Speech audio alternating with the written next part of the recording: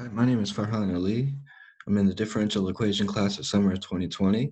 Today we're going to talk about second order differential equations. They take the shape of this form right here, P of t times y double prime plus q of t times y single prime plus r of t times y is equal to g of t. Today we'll be focusing on homogeneous second order differential equations with constant coefficients. Second order just means that the highest degree of the equation is going to be y double prime, which is the second derivative. Homogeneous just means that g of t is going to be equal to 0. And then constant coefficient means our coefficients will not change. These are our scalar constants for the final solution equation that we'll be deriving. The general steps is we're going to let p of t, q of t, and r of t equal a, b, and c. And then we're going to let y equal to e to the power of r of t, take the first derivative, second derivative, we drop those in, we factor out the e of rt, and we're left with this polynomial inside here. This is our area of interest. And then all we got to do is just solve these, solve for r within that polynomial. It's going to be 3 different cases that we're going to look at here. That's going to be the distinct solution. It takes this shape right here, y is equal to c1 times e to the rt plus c2 times e to the rt. And within this case, we'll notice when we derive our polynomial right here, that when we apply the quadratic formula, we're going to get b squared minus 4ac is greater than 0. And our r values ended up being r2 and r3. We just factor this polynomial.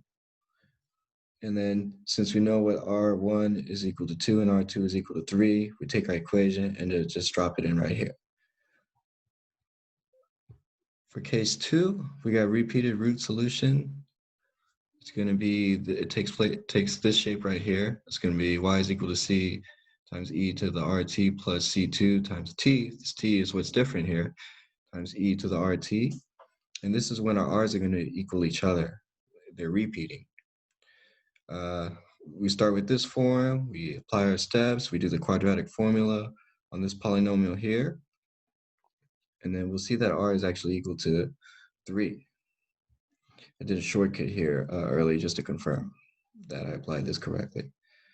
And then since we know r is equal to 3, we're going to apply this equation here, which is y is equal to c times e to the rt plus c2 times t times e to the rt. And then we just dropped in for r1 is 3, and then for r2, it's still 3.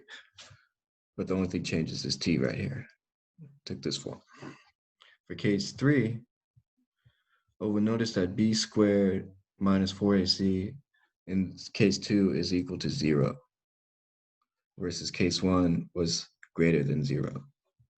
For case 3, it's actually going to be when b squared minus 4ac is less than 0. It'll be negative.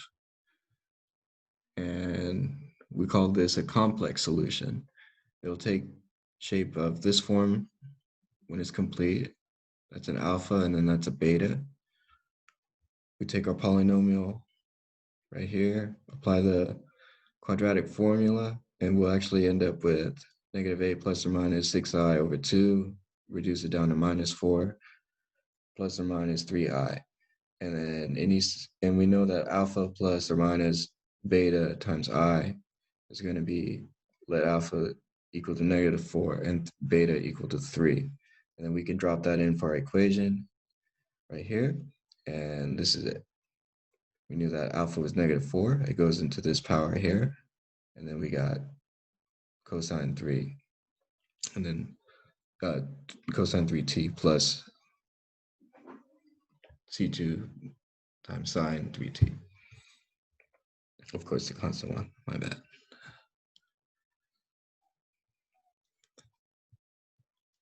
Okay. So I'm trying to keep this under 8 minutes. So we know that in case 1 is our distinct solution. We know that it's distinct whenever we apply the quadratic formula on our polynomial. And we can see that b squared minus 4ac is greater than 0. For case 2, it's going to be equal to 0. And then for case 3 is when it's less than 0. And knowing that information, we can just apply the correct formula at the end.